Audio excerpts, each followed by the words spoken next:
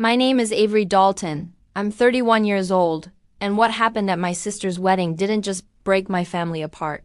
It exposed the kind of entitlement, arrogance, and cruelty my parents spent a lifetime disguising as tradition, and yes, what my mother did to me in front of 200 guests still circulates around our city's business. Circles like a ghost story people whisper after dinner. Before I tell you how my mother slapped me so hard my earring flew across the marble floor, please take a moment to subscribe if you enjoy stories about boundaries, betrayal, and finally standing up for yourself. Tell me where you're watching from. I read every comment. Now let me take you to the morning. I thought I was simply attending my younger sister's perfect fairy tale wedding. I arrived at the Marquette Grand Hotel around 8 a.m., 3 hours before the ceremony. The ballroom was a cathedral of white roses, crystal chandeliers, and gold-trimmed everything. Exactly the princess-style wedding Harper, my sister, had been dreaming about since we were little. What nobody here knew was that I had quietly contributed almost $45,000 to make this day happen. What everybody here did know was that I was the difficult daughter, too career-focused, too decisive, too masculine, as my mother liked to say.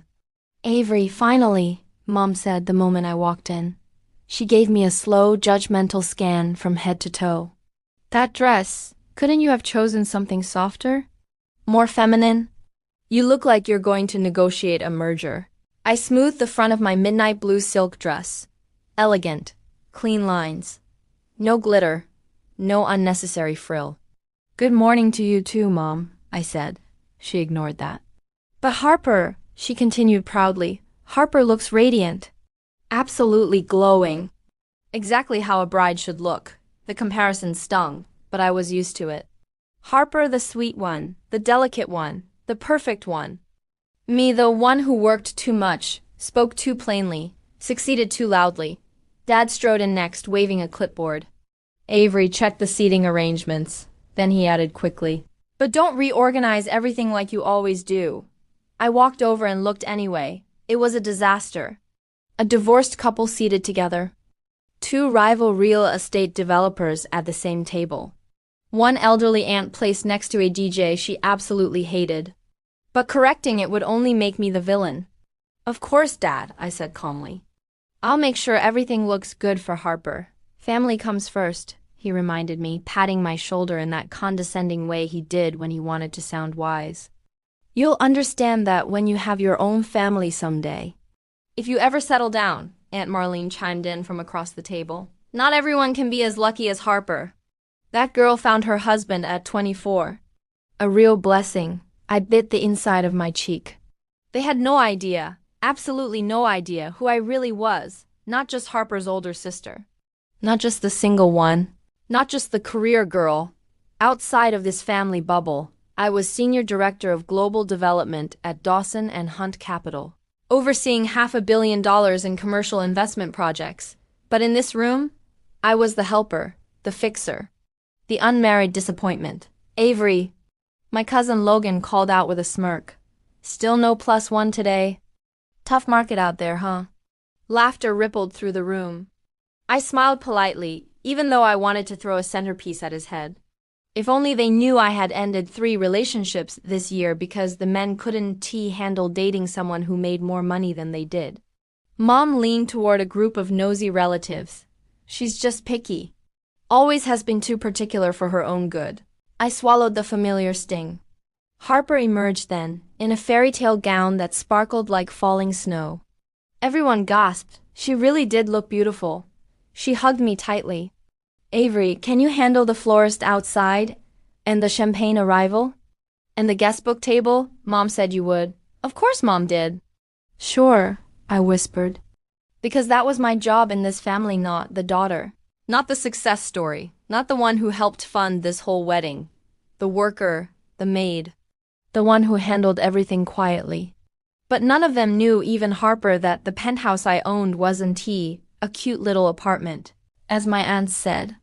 It was a 2-story, floor-to-ceiling glass penthouse overlooking the river, purchased in full with my own money. A penthouse they were about to demand I hand over. A penthouse they believed they were entitled to. A penthouse that would spark the explosion that would ruin the wedding and expose every lie they'd ever told about me. But that part comes later, when the microphones were on, when the guests were watching, and when the CEO they were desperate to impress walked in at the worst possible moment. Because that morning, that was just the beginning. The ceremony was perfect, of course. Harper looked like a snowflake gliding down the aisle in slow motion. The crowd was absolutely captivated. My parents beamed with a pride that made it seem like they'd handcrafted her perfection themselves. And me? I was standing off to the side, holding her bouquet, as invisible as I'd always been. The real storm, however, didn't hit until the reception. The Marquette Grand's ballroom had been transformed into something straight out of a luxury magazine. White roses, floating candles, and a champagne tower that sparkled under the massive chandeliers. I did my usual final checks, centerpieces perfectly aligned, photographers ready to go, the guest book table arranged just so, and the speakers prepped for their toasts. Everything was flawless. Everything for Harper. As usual, none of it was credited to me. I wasn't expecting thanks, or even acknowledgement. But I certainly didn't expect what was about to happen next. The reception speeches began. My dad tapped his glass, flashing the smile he saved for audiences. Ladies and gentlemen, thank you for joining us tonight. As you know, our daughter Harper has always been the heart of this family, our pride, our joy. His eyes flickered over to me for a split second. And Avery, well, she's always been helpful. A few polite chuckles rippled through the room. I just stared at my champagne flute, trying to will my pulse to slow down. Dad continued. And speaking of Avery, she's had a wonderful stroke of good fortune recently. Before I could even process that, my mom abruptly took the microphone from him. Oh yes, she chirped, her face glowing with a practiced dramatic smile. For those who don't know, Avery purchased the most exquisite penthouse downtown. Stunning views, enormous space. Truly, it's far too much for one person. My stomach dropped into a pit of ice. I could feel every single pair of eyes in that room turn toward me. This wasn't some spontaneous thought. This was deliberate. And we thought, she went on, her voice ringing with false generosity, what better wedding gift for Harper and Jason than for them to begin their married life in such a beautiful home? My entire body went cold. People actually gasped. A few even started to applaud. I glanced at Harper, whose eyes were wide with surprise. Mom, what are you? She started to ask, but Mom just waved a dismissive hand. You talk too softly, darling. Let me handle this. She turned back to me, the microphone still live. Avery, sweetheart, hand over your keys. We'll have movers there tomorrow to get your things out. The newlyweds will move in by Monday. The ballroom erupted into excited chatter. I just stood there, completely frozen. My parents were smiling like they had just announced a charity donation. Harper looked shocked, but not exactly horrified. My aunts were clapping, my cousins were whispering. Even Jason's parents were nodding their approval. They all expected me to comply. Because Avery always did what was expected. Because Avery never made a scene. Because Avery existed to be the responsible one, the accommodating one, the safe one. But not anymore. Not today.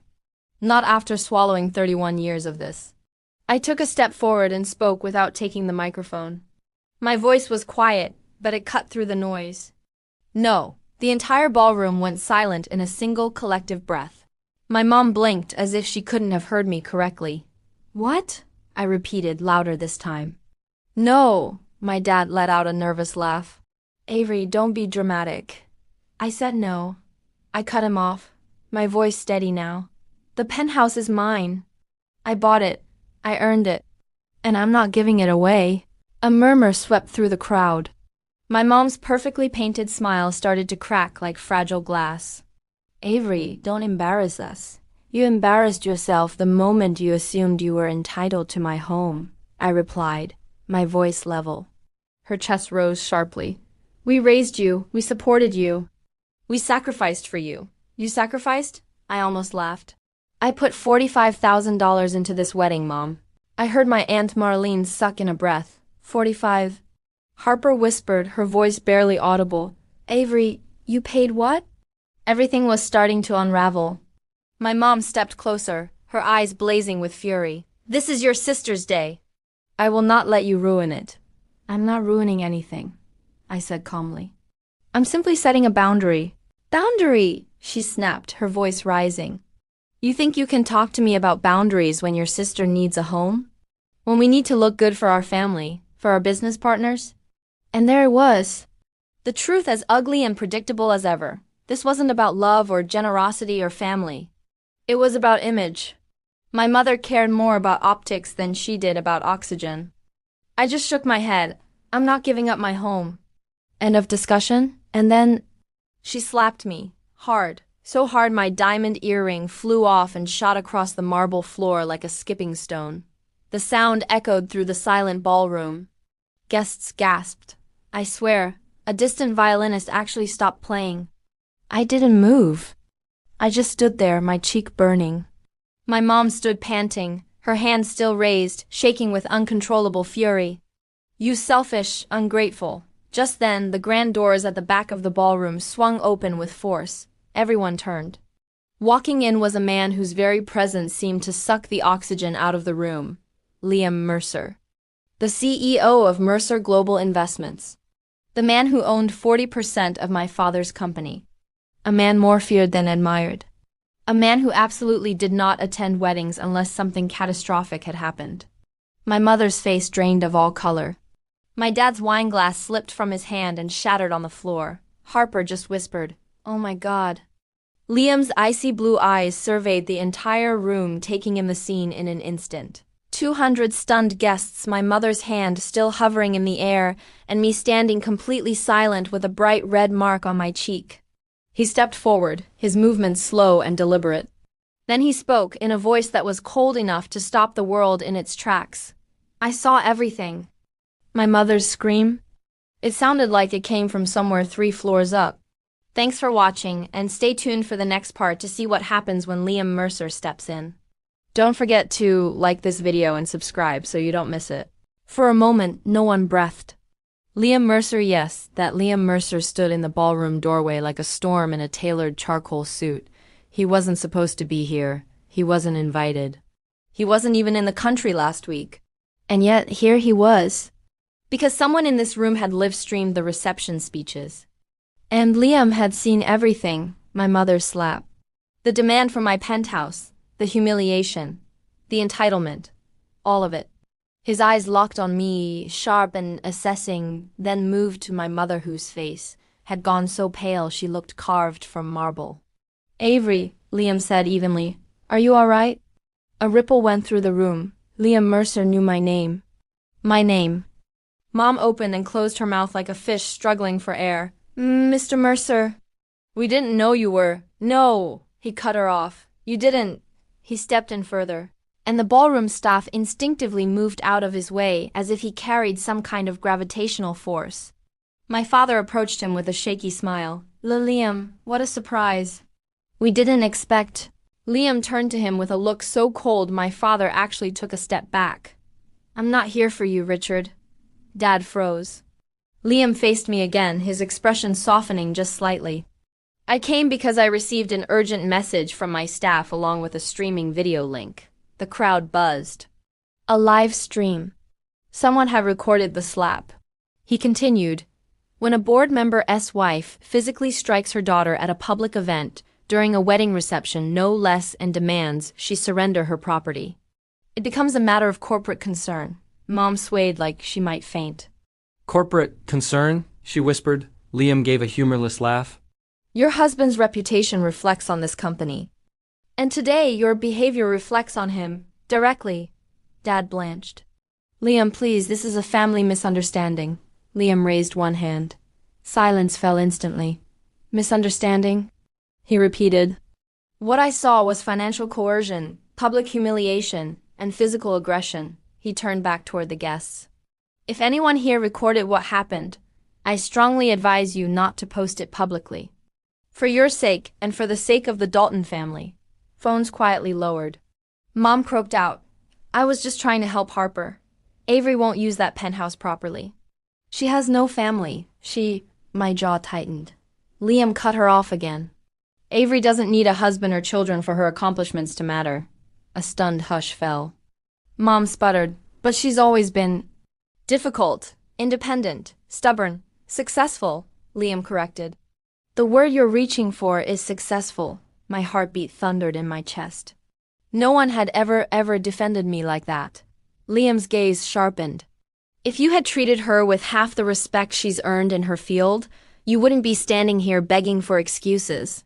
Dad tried to salvage the moment. Now, Liam, Avery is just... Liam turned toward him slowly. Do you know what position she actually holds at Dawson and Hunt? Dad blinked. She works in development. She's the senior director of global development, Liam said, his eyes narrowing. She oversaw the Asia-Pacific commercial portfolio last year, one I personally invested in. The room let out a collective gasp. Harper actually covered her mouth? My parents stared at me like they'd never seen me before. Dad stammered, Senior Director? Mom whispered, Asia-Pacific. Liam stepped closer to me. Avery, may I speak plainly? I nodded hesitantly. He turned to address the entire room. This woman, he pointed at me, has been instrumental in securing 3 multi-million-dollar expansions for Dawson and Hunt. She's more competent than half the executives I've met in this city. My cousins exchanged wide-eyed looks. My aunts blinked like owls. He wasn't done. And your parents, he gestured sharply, not only ignored her achievements, they exploited her generosity, financially, emotionally, reputationally. My mother's lips trembled. You have no idea what she has accomplished, Liam said. Because you never bothered to ask. I felt something deep in my chest crack open. Not pain, recognition. For the first time in my life, someone was speaking the truth out loud. He turned his attention back to me, lowering his voice so only the nearest guests could hear. You deserve better than this. Avery, something warm and unfamiliar washed through me. Mom snapped. You have no right to... Liam stared her down. I have every right. 40% to be exact. Dad choked. 40% of my company. Liam gave a slow, cutting nod. If I see another display like this, if you ever treat Avery like this again, I will pull every cent of my investment. Immediately. Dad staggered, gripping the back of a chair. Mom whispered, horrified, You wouldn't... Liam arched an eyebrow. Try me. The entire room was silent. Then Liam extended a hand toward me. Avery, let's step outside. I want to discuss something with you. Privately. My parents stared, speechless. Harper looked like she wanted to disappear into her gown. I glanced around the room, then placed my hand in Liam's. He smiled slightly. And as he led me out of the ballroom, I heard my mother's voice crack into a sob. Because she finally understood. She hadn't just lost control of the situation. She'd lost control of me. The moment Liam and I stepped into the quiet hallway, the boisterous noise of the ballroom faded into a distant murmur. He motioned for me to sit on an ornate bench beneath a crystal chandelier that cast a soft, forgiving glow. Avery, he said, his voice gentle but firm, you didn't deserve what happened in there. I swallowed hard, the lump in my throat feeling like a stone.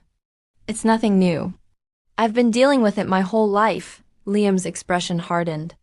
That's exactly why it's unacceptable, he replied, his tone sharp. He leaned forward, his voice dropping to a conspiratorial low. I didn't just come here tonight to scold your parents for their behavior. I came because what I saw in that ballroom finally connected all the dots. I frowned, confused. What dots? He studied me for a long, silent moment, his gaze so intense it felt like he was seeing straight through me, past the polished professional exterior to the bruised core underneath. You work like someone who's been underestimated for years, he said finally. You're always quiet. In control, meticulously over-prepared. That kind of discipline doesn't come from nowhere, Avery. It comes from having to constantly prove your worth.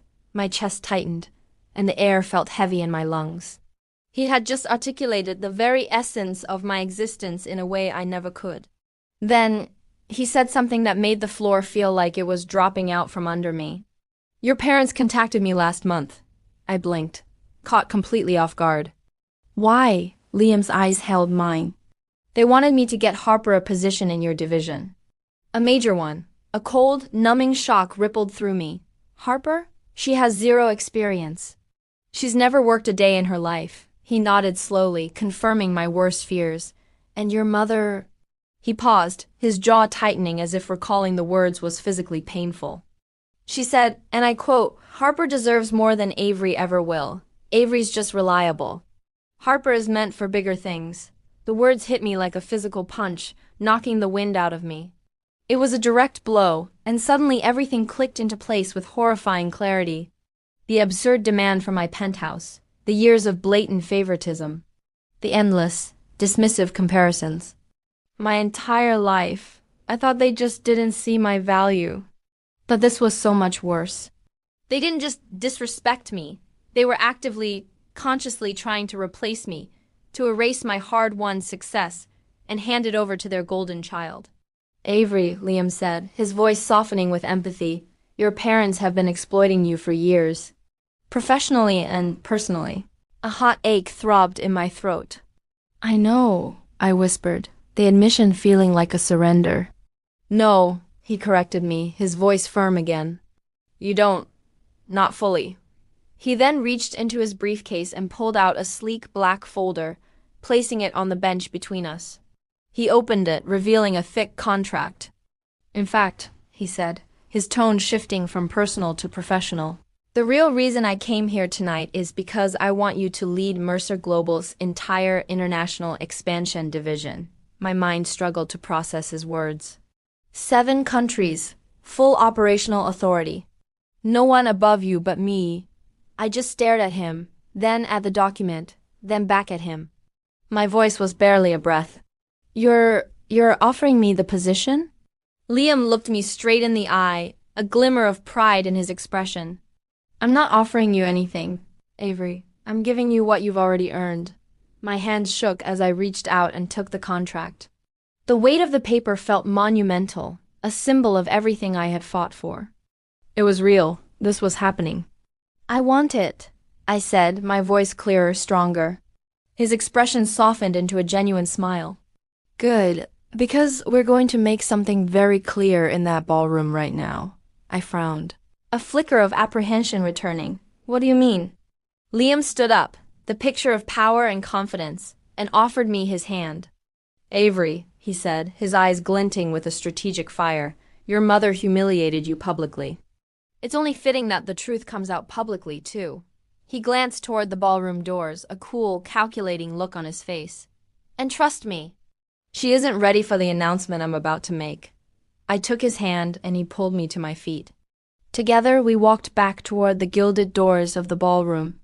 My parents thought they could shame me into obedience, that they could break me in front of their high society friends. Instead, they were about to watch their carefully constructed world, their social power, and their cruelest lies collapse in front of 200 witnesses. They wanted a show, and we were about to give them one they would never forget. When Liam opened the ballroom doors, the entire room went silent. Not gradually, not with scattered whispers, but instantly, like someone had hit a mute button on 200 people. All eyes snapped toward us, toward me. My mother's face twisted in panic. Dad stiffened like a man awaiting sentencing. My sister Harper froze mid-conversation, as pale as her wedding gown. Liam stepped forward, commanding the entire space with nothing but his presence. My pulse hammered against my ribs. This was it.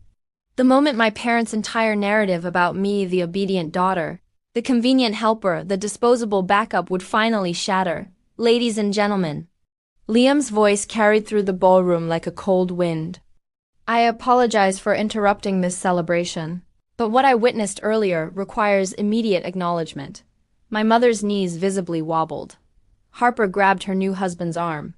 Dad swallowed so loudly it seemed to echo in the sudden quiet. Liam continued, his tone unwavering. I saw something today that disturbed me more than any boardroom conflict. Something that reflects directly on the Dalton family and therefore on Dalton and Reed Capital Partners. The whispers began, then a low hum spreading through the room. Is he serious? Why is he calling out the family? This is the bride's wedding. Mom stepped forward with a trembling smile, her voice pleading. Mr. Mercer, please, this is not necessary. He ignored her completely, his gaze sweeping over the crowd. What I saw, he said sharply, Was a mother assaulting her daughter for refusing to surrender personal property she earned with her own hard work? A loud collective gasp rolled through the crowd. Harper covered her mouth. My aunts clutched their pearls. My grandmother blinked like she'd just been slapped herself. Mom froze, pure horror replacing her fake smile. I assure you, Liam continued, his voice ringing with authority, that such behavior is unacceptable in a family, in a business, in any society that claims to have dignity. Dad tried to jump in, desperate to stop the public demolition. Liam, please, let's talk privately. No, Liam cut him off, his voice sharp as broken glass. We talk now, because you allowed it. You condoned it. And you benefited from it. Dad's face flushed a deep, ugly purple. My position, Liam said, his voice dropping to a dangerous low growl, gives me the authority to address misconduct when it affects my company's image and operations. Mom finally broke. This was a misunderstanding. She was being difficult, and Avery, Liam's head snapped toward her. Avery, he said, and then his eyes found mine, has been supporting your family for years, financially, professionally, emotionally, silently. I felt tears burn behind my eyes, but they weren't tears of sadness. They were tears of finally being seen. He turned back to the astonished guests. For those who don't know, Avery Dalton is not some struggling single daughter. She is the Senior Director of Global Development at Dawson & Hunt, one of the most influential women in her field. More gasps, shocked murmurs. Heads swiveling from my parents to me and back again. Her contributions to this region's commercial growth, Liam declared, far exceed anything her parents have publicly credited her for. My mother's hand shook so violently she had to grip the side of a table.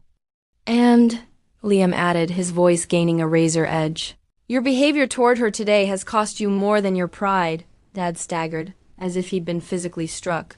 What do you mean? Liam didn't even blink.